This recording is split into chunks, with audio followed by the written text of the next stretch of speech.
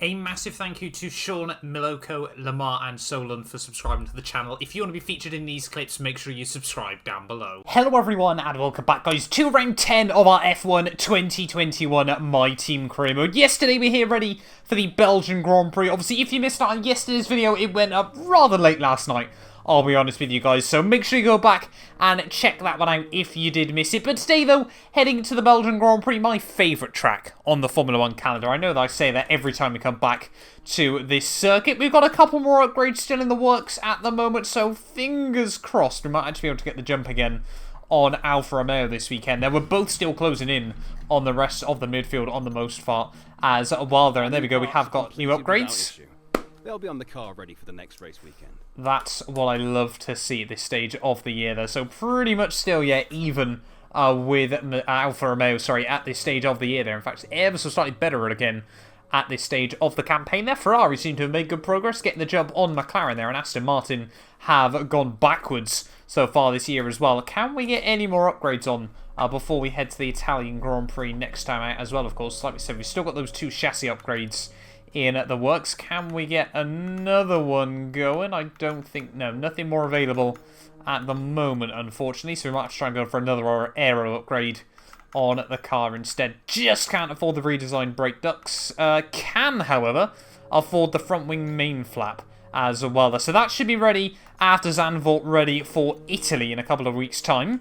But there we go, let's head to the Belgian Grand Prix qualifying, or free practice first, then of course qualifying.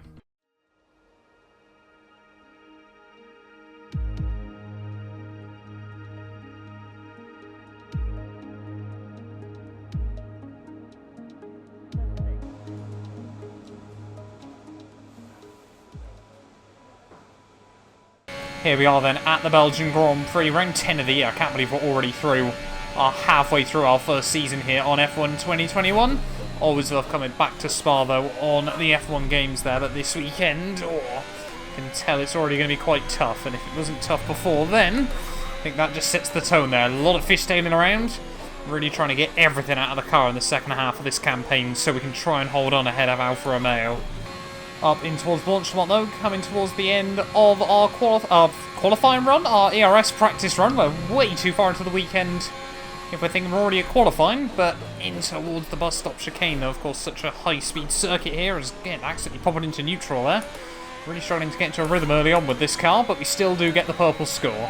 Always fills me with confidence when we can be up on the qualifying programme. It's normally the toughest one we get in free practice here on F1 2021, but a second up. So we head in towards the final couple of corners. This thing really does operate well around these high-speed circuits on F1. So far, around in the final corner, we're going to lose a little bit of time there. That is a really good lap time, and that builds us a lot of momentum. Well done. We got some excellent data with that run, so come on back to the garage and I can talk you through the numbers. Team happy with that? Let's dive into qualifying.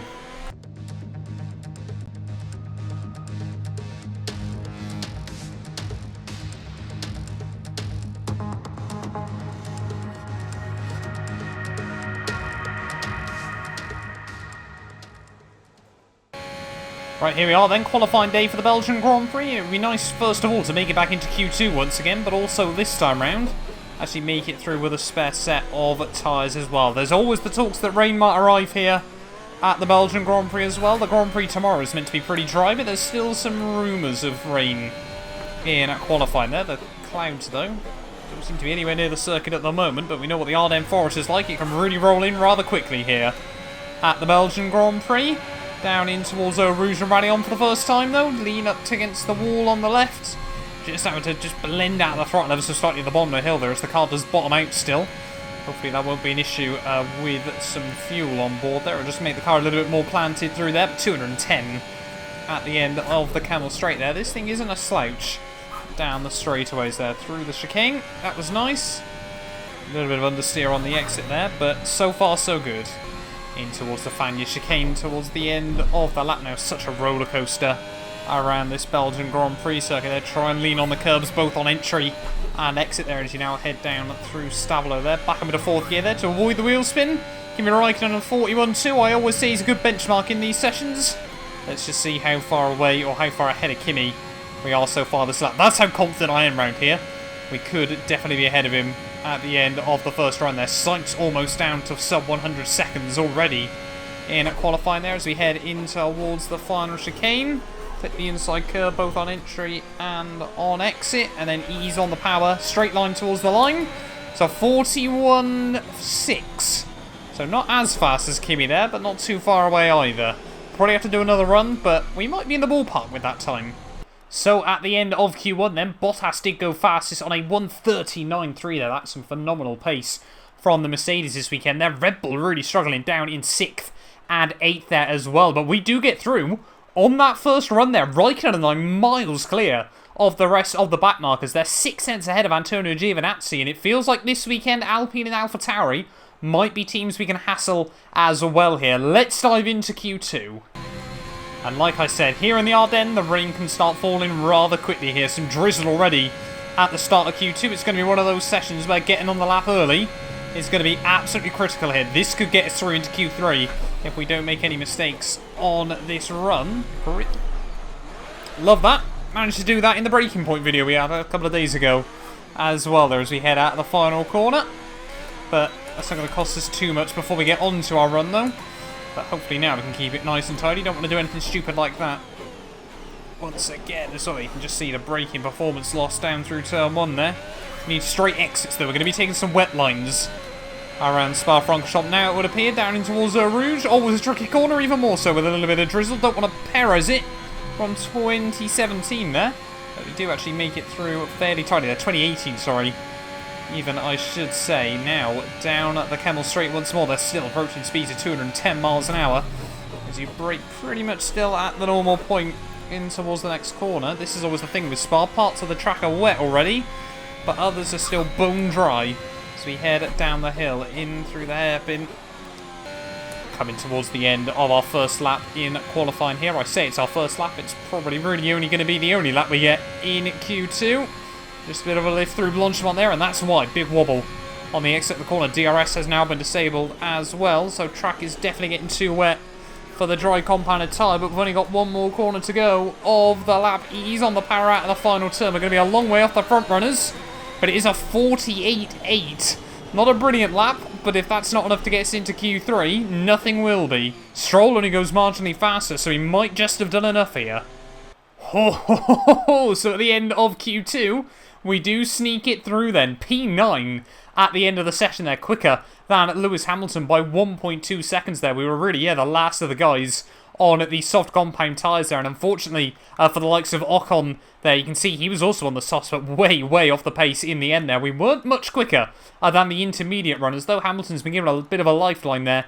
Fastest of the Inters runners, but Bottas on a set of mediums as well. We are going to have a couple of sets to go for a run in Q3, but anything better than 10th really now is a miracle. And by the time we finally do head out here in Q3, it is full wet conditions here at Spa. Everyone else has had to do all their runs on the wet, so I don't think we're losing out too much in that regard here. But yeah, like I said, don't think we're really going to be able to do much better than 10th. But got to enjoy these rare Q3 occurrences nonetheless. Of course, our second Q3 appearance of the year after the Monaco Grand Prix in very similar circumstances there. Of course, changeable conditions around one of our best tracks. Over to find the time, the right time as well in that session. To really elevate our way up through the order there. Fishtailing out of La Source. Down in towards Eau Rouge and Rayon once more. Can we keep it nice and tidy? Let's wait and see.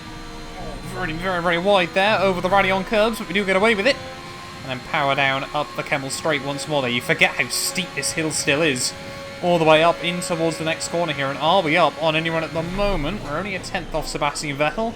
But that's probably our strongest sector of the lap over and done with as well here as we head in towards the final few corners. Well, 1.4 now off Sebastian, so I don't think we're really going to be able to do anything more than last place here. But again, getting the sponsors out there a little bit more. I'm sure that gives us a bit more recognition at this stage of the year as well. We actually got yellow flags out as we were on horribly wide through Blanchimont trying to find out who that is. It might be Bottas falling to the wayside at the end of this session there, or it might be the Alpine behind him. I think it's the Alpine behind, in all honesty. But out of the final corner, up towards the line, it's going to be a 1:55, and that does leave us 10th. Well, there we go then. Qualifying done and dusted here in Belgium, and it is Hamilton who will start from pole position there. Despite all the changeable conditions, still only 200ths quicker than his teammate Valtteri Bottas. Their Ferrari, a brilliant qualifying in the end, 3rd and 4th on the grid ahead of Sergio Perez there. Vettel, Gasly, Alonso, Stroll and myself round out the top 10. Let's dive in then here to the Belgian Grand Prix. Welcome along then to the Belgian Grand Prix, the race that gave us the maiden victory for the Jordan team in 1998. And in the same team, the phenomenal debut of a young Michael Schumacher.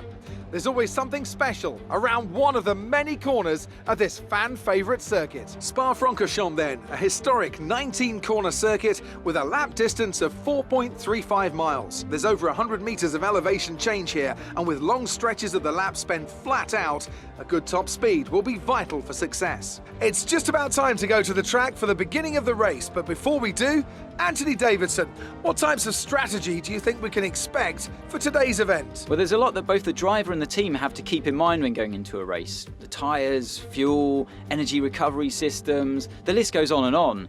But I think the key to today's victory will come down to the pit stop strategy. Come in too soon and you might find yourself needing more than one stop. Too late and you're putting yourself at a disadvantage by spending longer on worn tyres.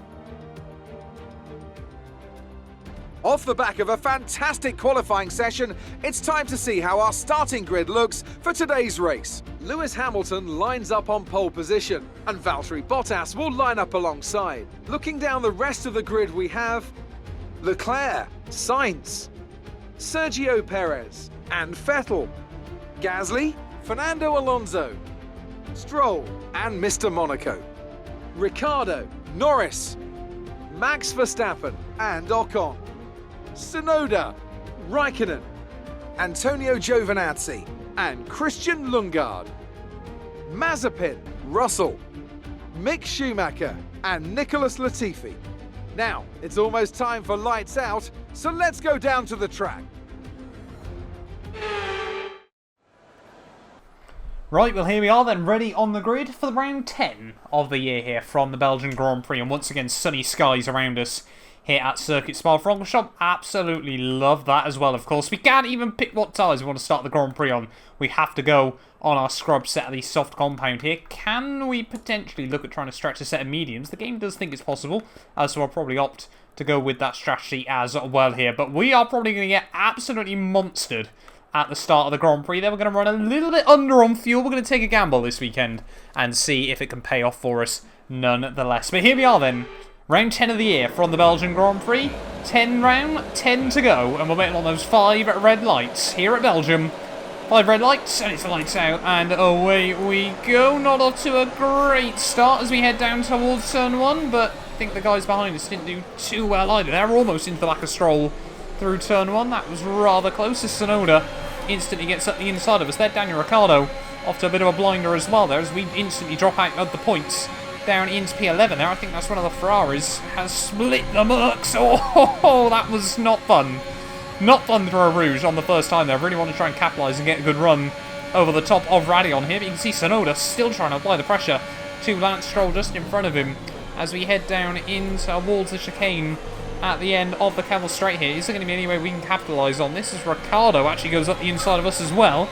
We are so out of our depth at the start of this Grand Prix there, but we do send it round the outside of Danny Rick once more. Can't quite find the momentum around Tsunoda as the other AlphaTauri, Gasly and one of the Ferraris still going side by side. They're completely slammed the door shut on Daniel Ricciardo as we head down the hill in towards Pouhon for the first time in this Grand Prix there, but still just a little bit all over the road early on there. Where has that momentum come from Danny Rick as we head in towards Sector 3 of the lap there? Again, we'll have to be really, really aggressive with our defending here, but we need the slipstream. End of lap 1, Hamilton still leads the way as we start the second lap of this Grand Prix, and now we've got Max Verstappen right behind us in this race. So place your bets. Some information How on long? Giovinazzi. They're slowing down. It seems like there's some kind of problem with their car.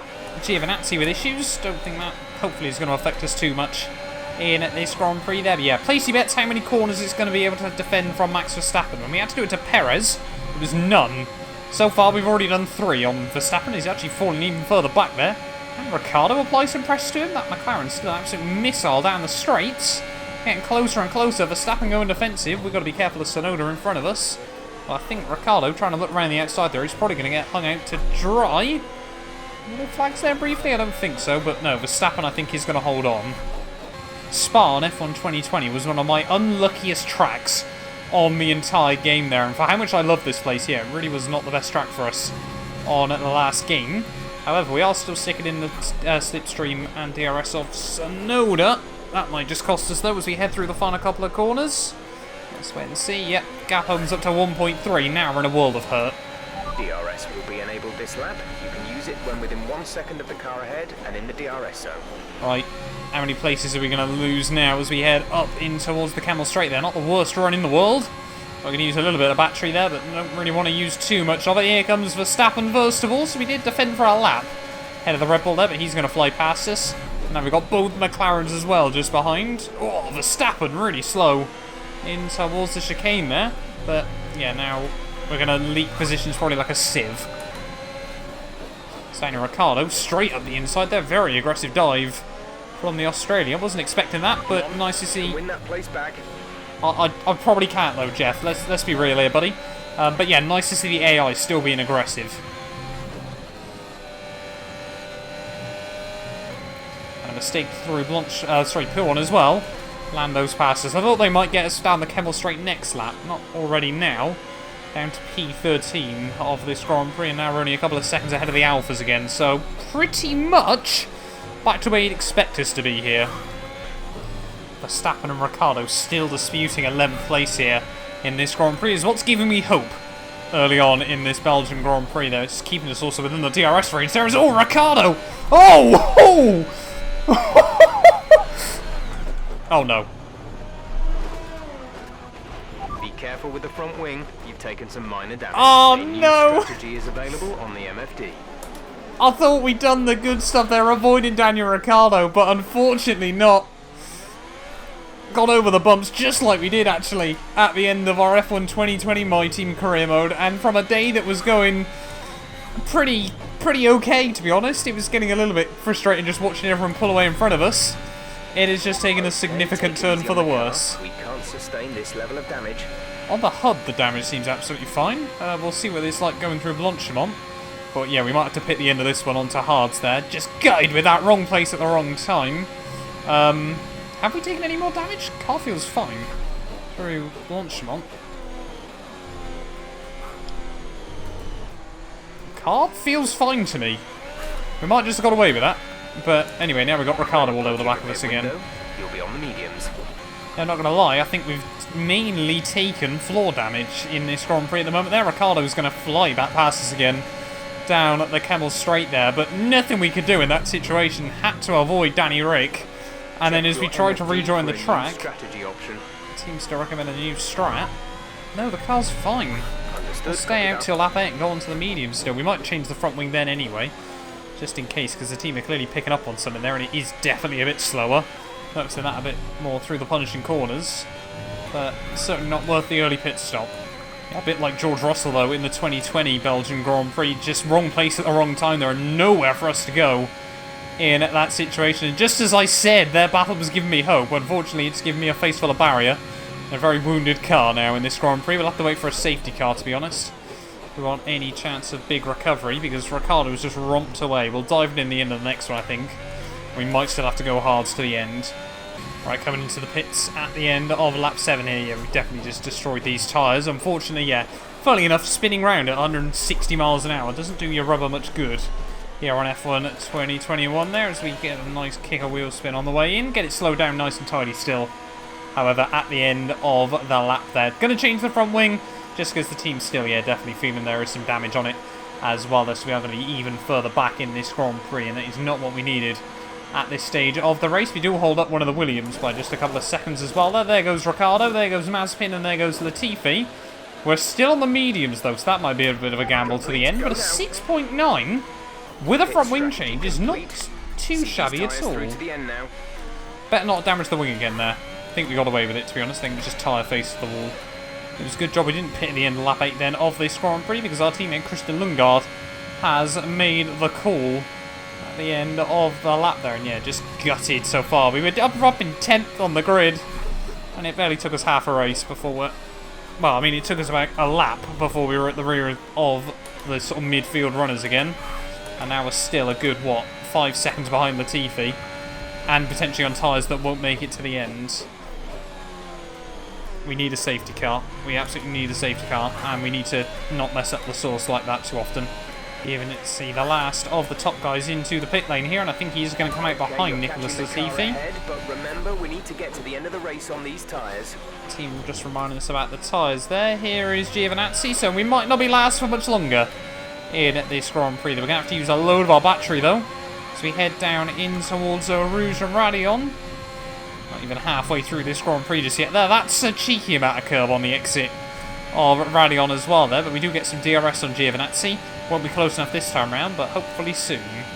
Come on then, Giovinazzi and Latifi might have a good little three-way scrap at this stage of the Grand Prix. They're closing in on the pair of them. Giovinazzi's closing in on Latifi as well. Why are you lifting through Blanchimont, mate? You don't need to do that. Giovinazzi kicks up a load of dust in towards the final couple of corners there. He thinks about having a look at the inside of Latifi, but we get to the inside of Giovinazzi for the second part of the chicane there, completely hanging him out to dry on the exit. And to quote Jeremy Clarkson, I'm not last, I'm second to last. And it's not even that anymore.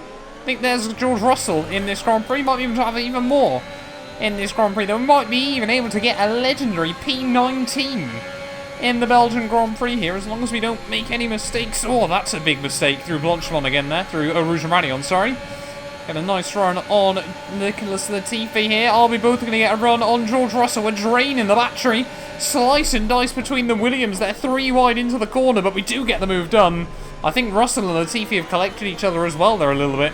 But somehow in all of that, we do move up into P19 of the Belgian Grand Prix. But again, we've got to look after these tyres and not bin it through a Rouge. We've got yellow flags out. Someone's got issues in this Grand Prix. Don't say it's our teammate Christian Lundgaard. Oh, I think it's Lundgaard. Oh no, what's happened to our teammate in this Grand Prix? Is this going to be a very expensive engine replacement? I think it is. Lundgaard's pulled over on the inside of the circuit there, and that is heartbreaking for our teammate there. We've obviously had an engine failure already this year, and that is not what we want from Ferrari. Lundgaard out of this Grand Prix, and he was doing better than me by a long old way. We're starting to catch the car in front, but we need to look after the tyres. We won't be making another pit stop. Yeah, not feeling confident about the tyres making it through to the end of the Grand Prix. You can see already how much they're slipping around. So we've got yellow flags out again there. Was that one of the Mercedes having a little bit of a blip in this Grand Prix? I think it has gone away. But Hamilton there maybe just had a bit of a scary moment. Trying to get a run on Mazepin though as we head up in towards Blanchimont. These tyres aren't even halfway through the stint yet. And they're already over 30% wear, so I think we might have to make another call onto a set of softs for the end of this Grand Prix there. But down around the outside of Mazepin we go. Can we hook it up? Yes, we can there. The Russian does give us enough room. And we do get the power down much earlier on the exit of the corner as well there. So we might have to pit sort of the end of lap 16. Gets onto some softs to try and get them through to the end of the Grand Prix there. We should be multiple seconds a lap faster than these guys though. But yeah, might be a bit of a lonely race towards the end. We'll see if we can get past Schumacher here at least. Give us a little bit more racing action. Yeah, a bit of a wobble up through through Rouge and Radion. I don't know why I'm suddenly getting all the corner names wrong around here. But should have massive overspeed on Mick Schumacher in this Grand Prix to the inside. He tries to go defensive, but nowhere near enough. Pretty even on the brakes, and we do slot up into P16 of the Grand Prix. Into the pits at the end of lap 16. I was really up and and staying out just a little bit longer here. You can see these tyres already well over 40% wear, and with another 6 laps to go here. That would not be fun towards the end there. So I thought we may as well go for it, see if we can try and close back up to some of these guys as well, give ourselves something to chase towards the end of this Grand Prix here. But yeah, certainly not been the day we wanted here in Belgium. Perhaps our bad luck from F1 2020 continues around this circuit as well here, and of course with Lundgaard out of the Grand Prix. Line on the exit, we'll receive a penalty for dangerous driving if you cross over into the track. Yeah, never been a great track for 2-on-2 Motorsport as well there. But like we said, 6 laps to go, fresh set of soft tyres. Let's get this thing to the end, try and make up a couple of spots and enjoy it. Main aim for us here, as long as we don't finish last in this Grand Prix, I'll walk away pretty happy, and hopefully that is going to change now. If we get a big old run on Nicholas Latifi. He goes a bit defensive, kind of sits in the middle of the road, but we've got so much more grip on these new tyres. Go clean around the outside and back up into 20th. And up on George Russell as we head in towards Blanchimont here, with just 3 to go from the Belgian Grand Prix. Definitely feel like we've made the right call onto a set of these soft compound tyres there. Has that gone a little bit sketchy? Between the pair of us there in towards the final chicane, we do get cleanly ahead of the Williams car there, but 3 laps. Just under 6 seconds to go to the guys in front. It's a tall order, but we might just be able to get to the Hasses and Giovinazzi. The gap to the car behind by a few seconds per lap. Keep this up. That last lap we took about 3 seconds out of Giovinazzi and the 2 Haas cars there. So we've got yellow flags up the road. That's one of the Aston Martins going slowly in this Grand Prix there, so no idea who has fallen to the wayside there, unless, no, they've just made a mistake in this Grand Prix, so they haven't been able to recover from that one. But yeah, we need to really just try and push like crazy, try and get some DRS on the final lap of this Grand Prix on the cars in front of us there, the 3 Ferrari-powered cars. See, we got Ferrari power in the back of this thing, but fingers crossed we can try and make a move work on at least one of them right at the end there. You can see through the twisty bits how much time we're still gaining on this much fresher, quicker set of tyres. As we come in towards the final lap, though, of this Grand Prix, more signs of engine fatigue there as the control electronics up to 60% wear once again. Have to make sure we get that changed ready for Zandvoort and Monza the next couple of the Grand Prix there as we really ride the curbs through the final corner. One more lap to go here in Belgium. Wasn't the best penultimate lap of the Grand Prix. We are going to bring the gap down even more. 1.6 now the gap there as we try to put the power down out of turn 1. Might just take a little bit too much out of this rubber at this stage of the Grand Prix, but we're not going to give up just yet. Down through Eau Rouge for the final time, up through Radion. That was pretty tidy, we'll completely drain the battery. As we head up the Camel Straight here, we should be able to gain a fair bit though.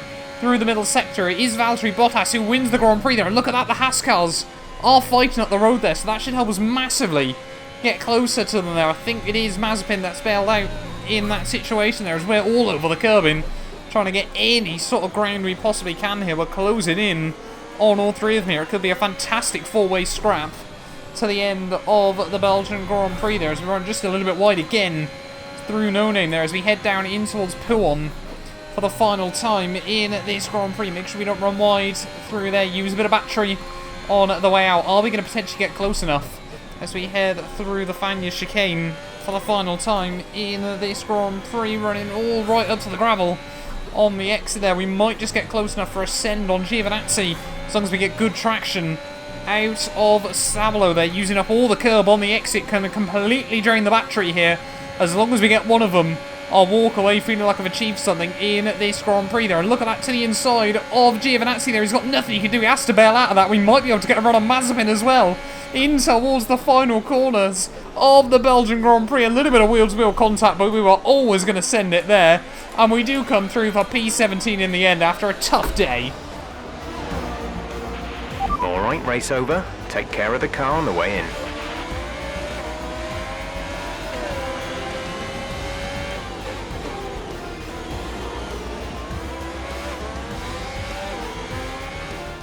A difficult race then on one of the all-time classic circuits, but they've persevered to take the win here today.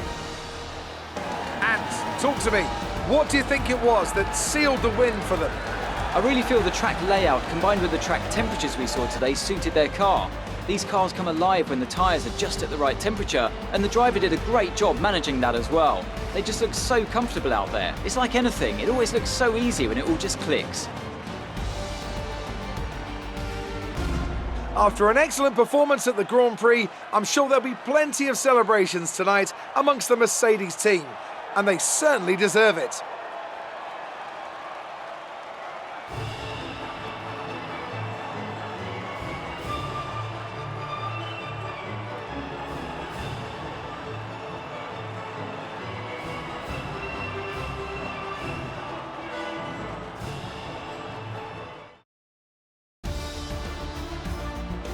It wasn't the best weekend for our championship leader, and their advantage at the top has been reduced. So then, it's time to see how this result affects the Drivers' Championship. After an incredible day of racing, who was your driver of the day, Ant? I think for driver of the day, I'd probably pick Lando Norris. He lived up to every inch of his reputation today, and I think he'll be going home, quite rightly, a bit proud of himself.